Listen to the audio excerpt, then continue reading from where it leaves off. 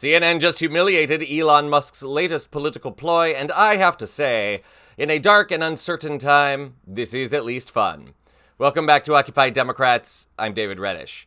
And a special shout out to Jane and Loretta who donated to my Ko-Fi. It couldn't have come at a better time since I broke my printer over the weekend and sliced off the tips of my fingers while doing so. It was not pleasant, but your generosity made it easier. Remember, to donate, you can always follow the link in the description. Now, that said, on to the news. America is currently experiencing a recurrent outbreak of a disease named Elon Musk. At this point, the Tesla CEO and drug-addled former head of Doge needs no introduction, nor does his ongoing feud with Donald Trump following his departure from government. Just like a bad rash, you never know when Elon is going to pop up. And now, he's starting his own political party. This morning, on the heels of President Trump signing his massive domestic policy bill into law, his former close ally, Elon Musk, announcing the formation of a new political party. Musk, the world's richest person, taking to his social media site X to say, "We live in a one-party system, not a democracy. Today, the America Party is formed to give you back your freedom." Musk, who was President Trump's top campaign donor, has been feuding with the president over the so-called One Big Beautiful Bill, which the nonpartisan Congressional Budget Office says will add more than $3 trillion to the national debt over the next 10 years. Musk has referred to the legislation as a debt slavery bill and had been teasing a new political party for days. It's unclear if Musk has officially filed paperwork for the new party. The Tesla CEO did not respond to questions from NBC News seeking clarity about yesterday's announcement. The stock market's at an all-time high. For his part, President Trump has been celebrating the bill. The legislation extends the tax cuts from his first term, reduces taxes on tips and overtime pay, and provides funds for his immigration priorities. It also makes some of the biggest cuts in history to social safety net programs like Medicaid and food assistance. In Missouri, Kimberly Gallagher is worried about how the bill's new work requirements could affect her and her son's access to Medicaid.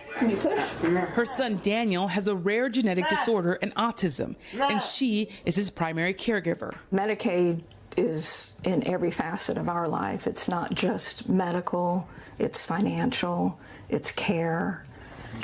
And to lose any of those parts would drastically change our lives. Oh, just wait, it gets wackier.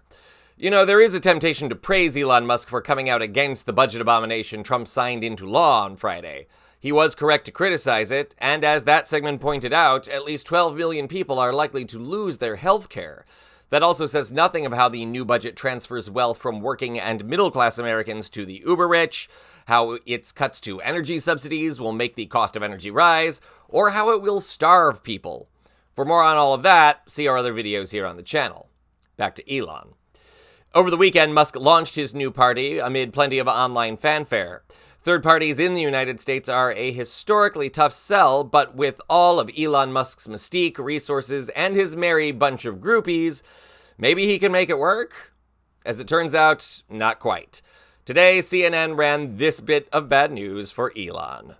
Yeah, this entire thing makes very little sense to me. It makes about as much sense as selling sand in the desert. What are we talking about here? What is the size of Elon Musk's base? Well, I calculate it to be about 4%.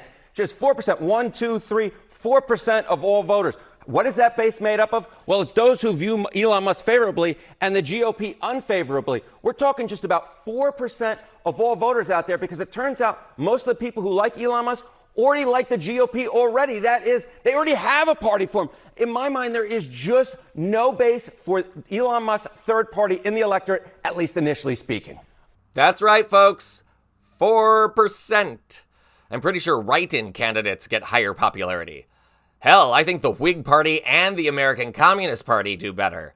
It turns out once you've made America hate you for your drug-addled meddling, narcissism, and bizarre behavior, it's hard to get a political gig going. Though I have to say I'm sympathetic, to a point, anyway. As I say, third parties are a tough sell in this country, given the design of our system of government, particularly in the legislature.